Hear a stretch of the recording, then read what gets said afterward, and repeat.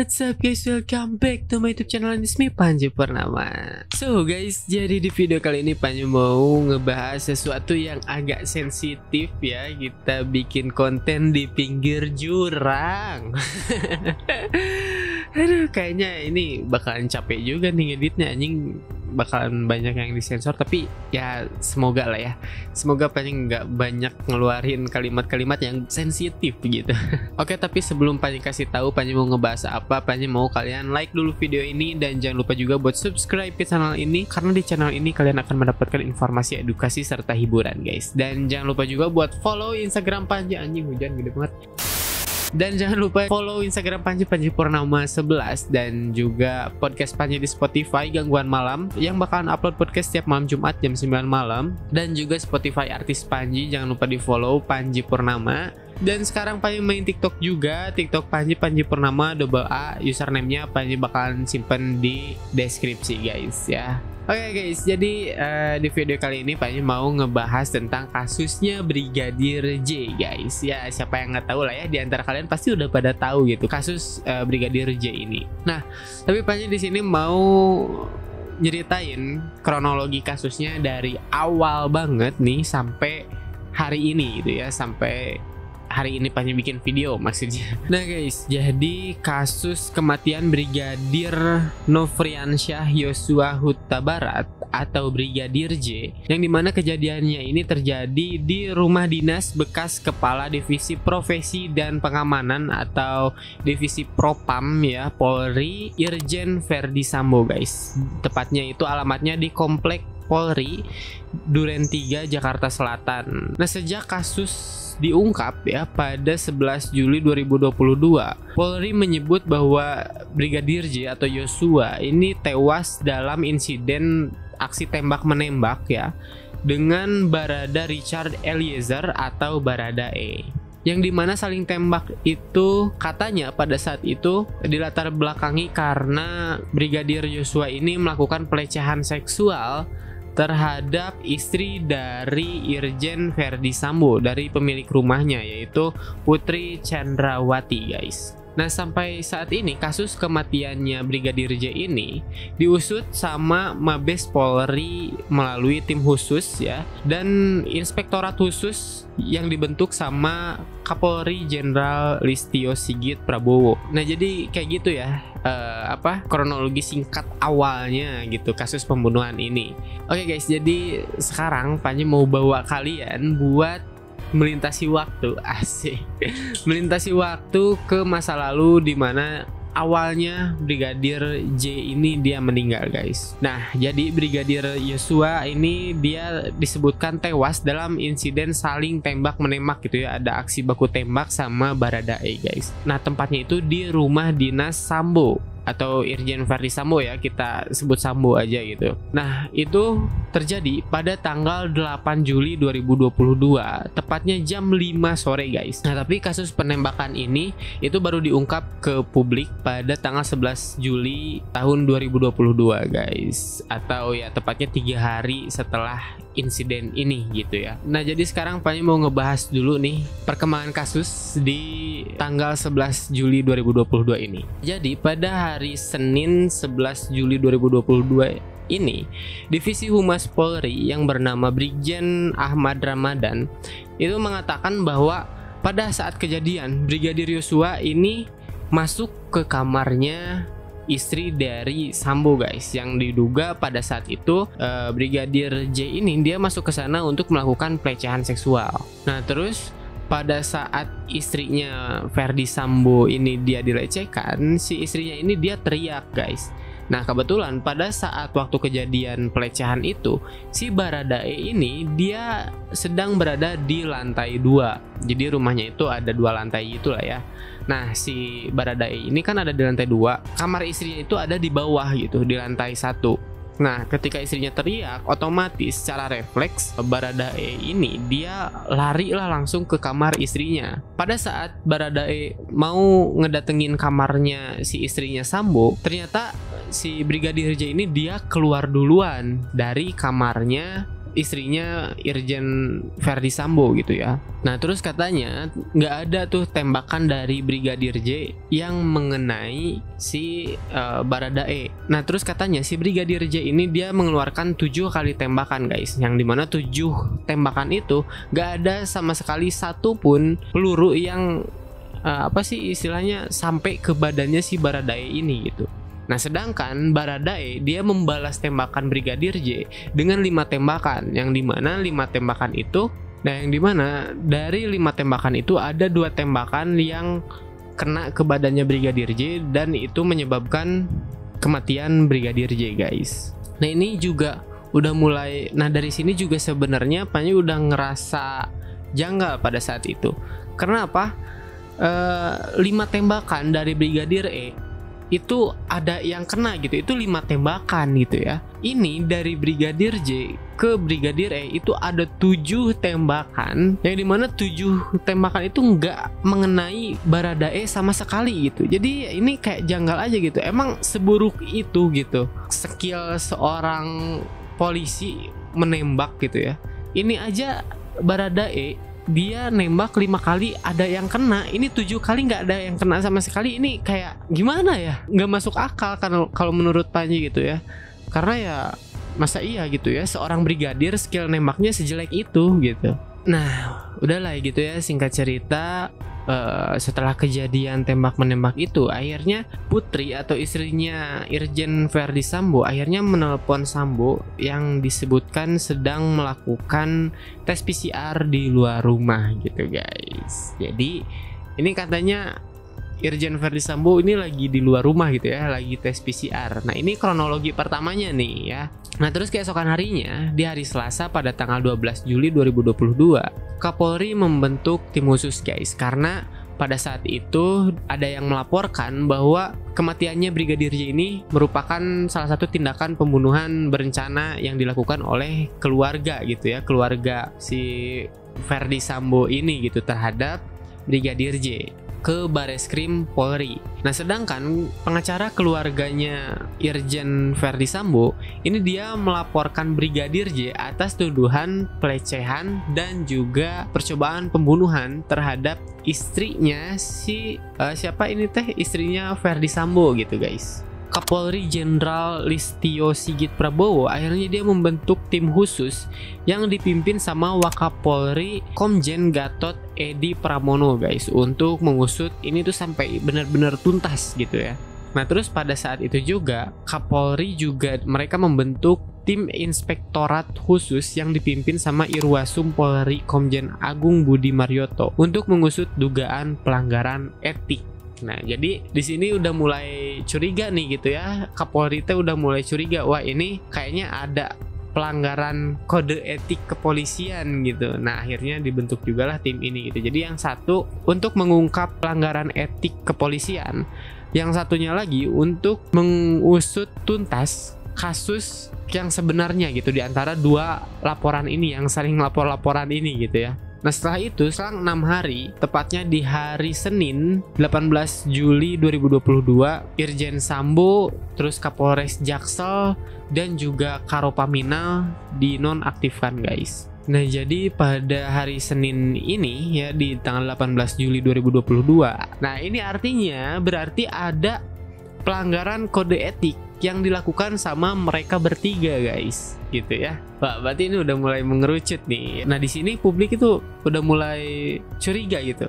Ada apa nih sebenarnya gitu ya? Kenapa orang-orang ini dicabut gitu jabatannya? Nah terus pada hari Rabu 27 Juli 2022 akhirnya jenazah Brigadir J ini diautopsi ulang guys. Jadi ada penyelidikan ulang gitu ya. Nah pada tanggal 27 Juli ini tim sus melakukan otopsi ulang terhadap jenazah Brigadir J guys, sesuai dengan permintaan keluarga gitu. Karena keluarga juga mungkin kepo atau mungkin ya pengen ngorek barang bukti yang baru gitu ya.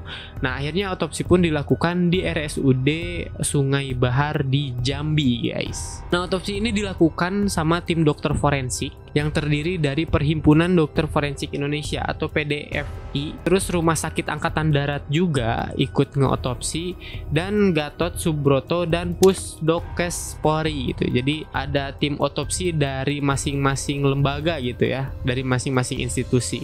Nah, setelah otopsi itu dilakukan, terus pada hari Rabu pada tanggal 3 Agustus 2022, akhirnya Baradae jadi tersangka, guys. Nah, berarti ini menunjukkan bahwa ternyata bener ini itu adalah tindakan pembunuhan gitu ya. Bukan seseorang yang tertembak karena aksi tembak menembak gitu. Karena kalau emang aksi tembak menembak dan kronologi fakta di lapangannya seperti yang diceritakan sebelumnya, itu kan pasti si Baradae ini nggak akan jadi tersangka gitu, guys. Karena kan ya istilahnya membela diri kan, karena ditembak duluan gitu ya. Kalian juga kalau dipukul ya nggak mungkin diem aja, pasti mukul balik gitu kan. Nah, akhirnya polisi juga di sini mulai membuka fakta gitu, tapi sedikit banget gitu ya. Jadi polisi mengatakan bahwa tembakan Baradae ini bukan bentuk membela diri, guys, gitu ya. Baradae akhirnya dijerat pasal 338 KUHP, pasal 65 dan pasal 56 KUHP. Nah, terus keesokan harinya, di hari Kamis 4 Agustus 2022, Polri mencopot dan mutasi Verdi Sambo. Nah, akhirnya sehari setelah menetapkan Baradae sebagai tersangka gitu ya, Polri akhirnya memeriksa 25 personilnya yang terdiri dari 3 perwira tinggi bintang 1, 5 komisaris besar, 3 ajun komisaris besar, 2 komisaris, 7 perwira pertama, serta 5 bintara dan tamtama, guys. Mereka diduga menghalangi penyidikan perkara penembakan Brigadir J.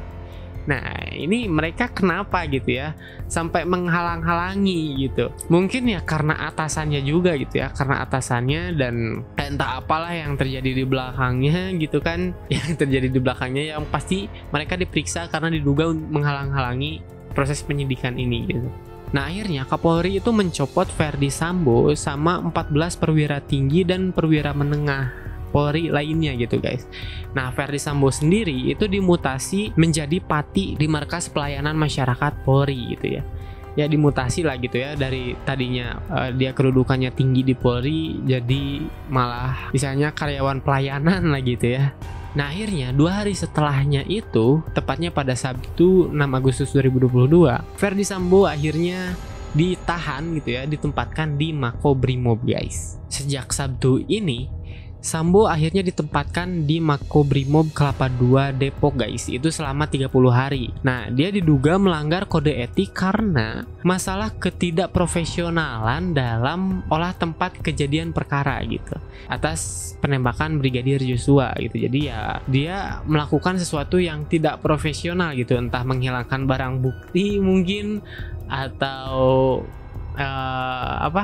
menutup-nutupi fakta gitu kan, atau mungkin membuat bukti-bukti palsu gitu. Ya gak tahu juga ya, tapi ya yang pasti dia itu melanggar kode etik pada saat pengolahan TKP kasusnya Brigadir J ini. Nah, jadi Verdi Sambo ini diduga mengambil decoder kamera pemantau CCTV yang ada di sekitar rumah dinasnya, guys. Jadi si memori CCTV-nya ini diambil sama dia gitu ya, entah dikemanain, mungkin dilenyapkan atau disembunyikan atau ya gimana gitu, nggak tahu lah ya. Pokoknya gitulah. Jadi si Verdi Sambo ini diduga udah menutup-nutupi fakta atas pembunuhannya Brigadir J gitu. Makin mengerucut ya. Jadi ya buat apa juga gitu ditutup-tutupi gitu ya. Padahal kalau nggak salah, kalau emang faktanya gitu ya buat apa gitu. Apalagi sampai ngambil decoder kamera CCTV gitu. Berarti di CCTV itu ada apa gitu. CCTV itu merekam apa gitu sampai decodernya dibawa gitu ya. Ya mungkin dilenyapkan atau gimana ya, nggak tahu lah ya. Lumayan juga nih pembahasan. Terus keesokan harinya, di hari Minggu ya, tanggal 7 Agustus 2022, akhirnya istrinya Verdi Sambo yang bernama Putri Chandrawati, dia menampakkan diri ke publik, guys. Nah, ini penampakan perdananya nih. Ini bukan penampakan, dia muncul pertama kali di publik gitu ya. Nah, pada saat munculnya Putri ke publik ini, dia itu malah menangis gitu guys setelah mendatangi Makobrimob untuk menjenguk suaminya yang ditahan 30 hari di sana gitu. Nah, Putri itu nggak datang sendirian guys, dia datang sama kuasa hukumnya yang bernama Arman Hanis. Dia datang sambil nangis dan mengatakan bahwa dia mempercayai dan tulus mencintai sang suaminya itu. Jadi ya mungkin istrinya juga sama rencana pembunuhan ini gitu. Ya nggak tahu juga kan. Aduh, ini pembahasan coy. Nah, terus Baradae akhirnya mengungkap sejumlah nama ke tim sus untuk menyelidiki kasus ini itu guys. Nah, jadi Baradae katanya telah mengungkapkan sejumlah sosok yang terlibat dalam pembunuhan Brigadir J guys.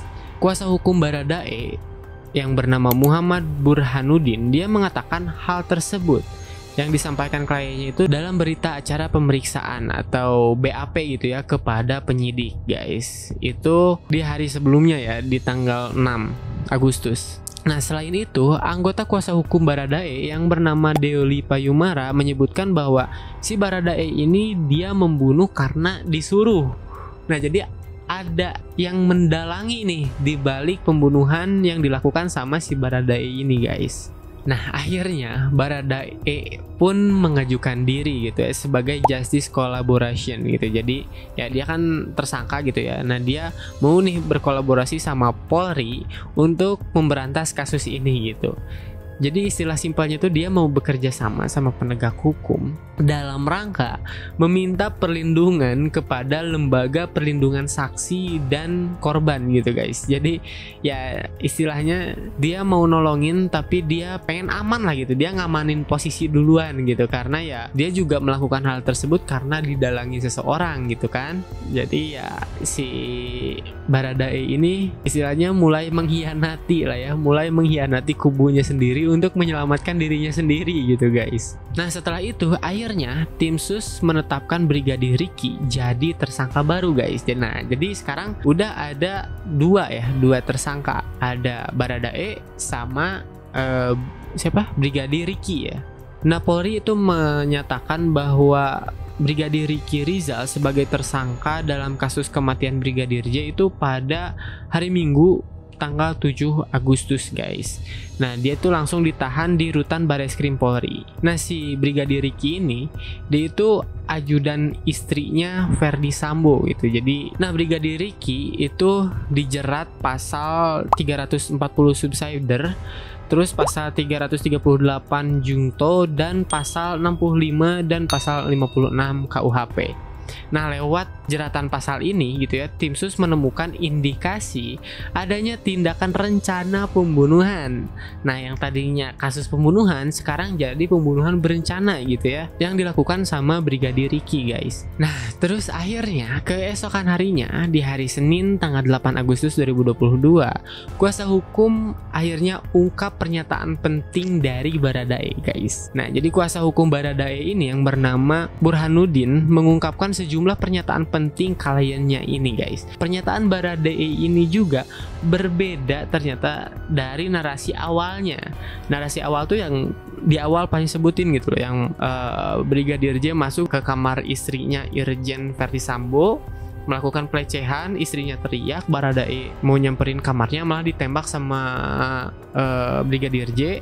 Akhirnya terjadi aksi baku tembak. Dan setelah terjadinya aksi baku tembak ini, akhirnya Brigadir J meninggal dunia gitu. Nah, pernyataan dari Baradae yang kedua ini yang dia keluarkan pada hari Senin 8 Agustus 2022 itu berbeda gitu, berbeda 180 derajat dengan pernyataan dia sebelumnya guys. Nah, jadi si Baradae ini katanya dia mendapatkan perintah langsung dari atasannya untuk melakukan penembakan terhadap Brigadir J guys. Nah, tapi Burhanuddin dia memastikan sosok yang dimaksud tersebut itu merupakan atasan kedinasan, bukan atasan ketika dia ditugaskan.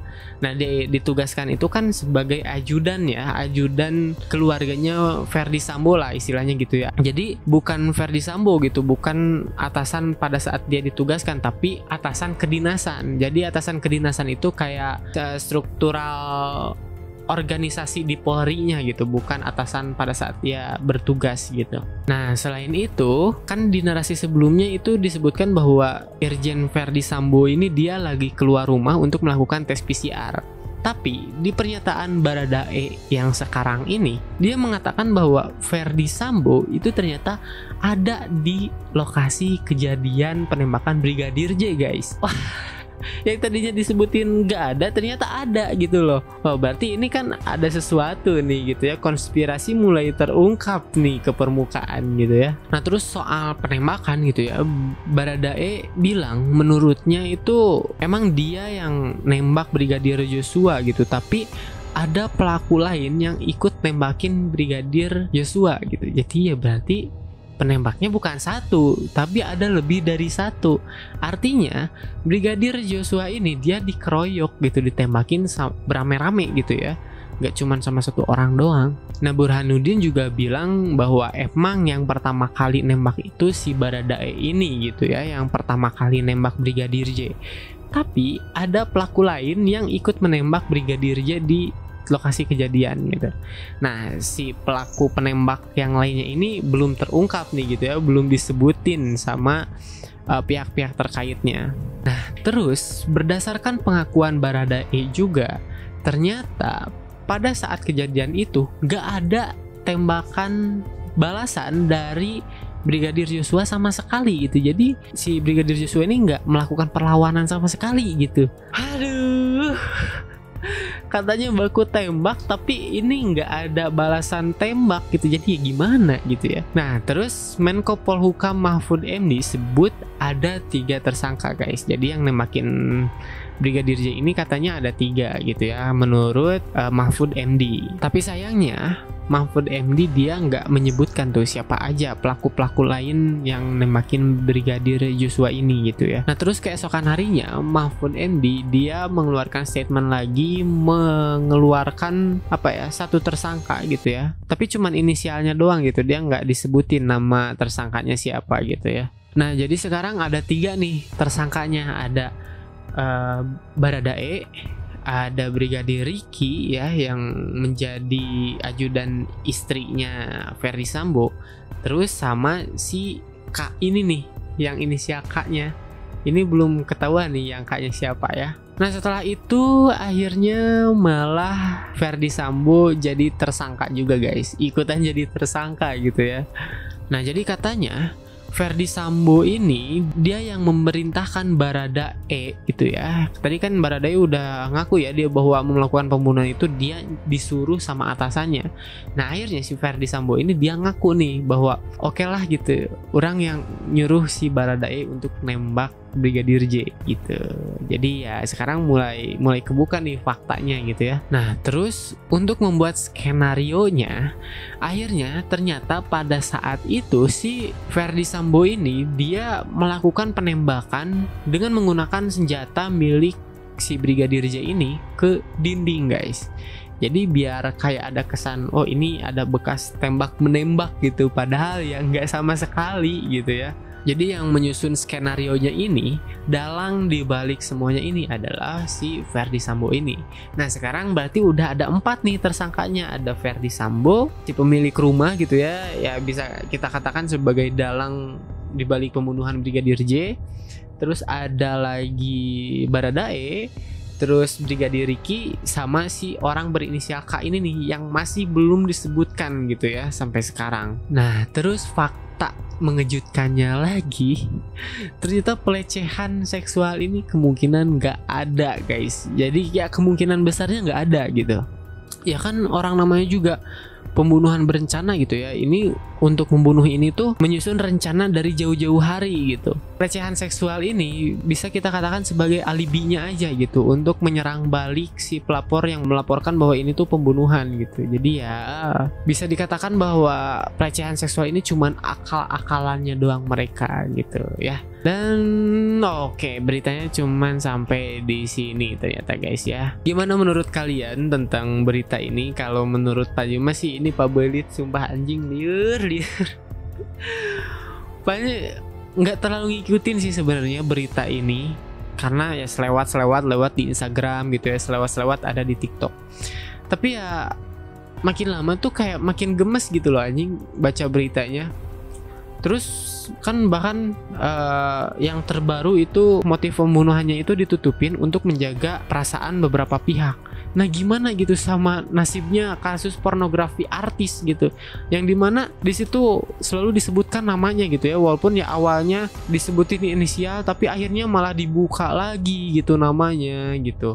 Banyak lah gitu ya, kalian bisa cari kasus-kasus pornografi artis yang awalnya tuh ya cuman sebut inisial gitu ya, tapi akhirnya malah disebutin juga namanya gitu. Itu kan nggak menghargai perasaan orang lain juga gitu. Tapi kenapa untuk kasus ini malah ditutup-tutupin gitu motifnya? Ini sebenarnya ada apa gitu kan? Ya nggak tahu juga sebenarnya ini. Aduh, sulit. Pokoknya gitulah ya. Soal kasus ini mungkin kalian ada yang ngikutin perkembangan kasusnya gitu ya, ada yang mau koreksi Panji, silahkan kalian tuliskan koreksi kalian di kolom komentar kalau Panji ada salah. Makasih banyak buat kalian yang udah nonton video ini dari awal sampai akhir. Thanks for watching, thanks for like, thanks for subscribe juga buat yang udah like dan subscribe. Dan Panji ingetin lagi, jangan lupa buat follow Instagram Panji Purnama 11, follow juga Spotify artis Panji Purnama, dan podcast Panji di Spotify Gangguan Malam yang bakalan upload podcast setiap malam Jumat jam 9 malam. Jangan lupa juga buat dengerin lagu-lagu Panji di digital platform streaming musik yang kalian pakai ya, entah itu mau Spotify, Deezer, Joox, Langit Musik, apapun itu, tinggal search aja Panji Purnama, nanti muncul lagu-lagu Panji. Oke? Thank you guys for watching and bye bye.